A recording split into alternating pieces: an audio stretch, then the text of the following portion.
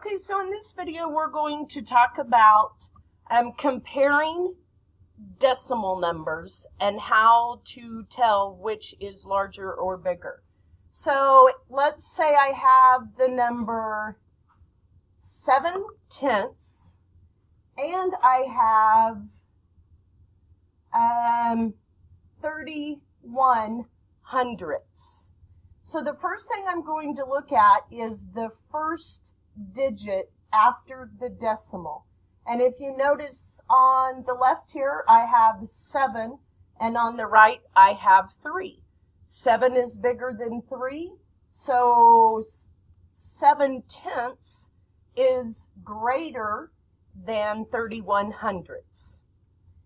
Let's try this one. If I have 2 digits after the decimal, first we're going to use 31 hundredths again, and my second one will say 27 hundredths.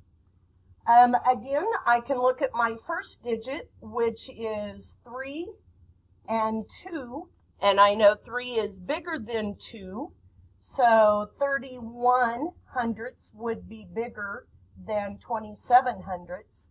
I can also look, since they're both hundredths, I can look at the whole number. 31 hundredths, 31 is bigger than 27 hundredths. So we're going to start looking at the first digit and compare those. Let's say those are the same. So if I have 33 hundredths and 37 hundredths. I look at the first digit, they're both 3s, so that doesn't tell me. I can go to the second digit. This one is a 3, this one is a 7, so 7 is larger than 3.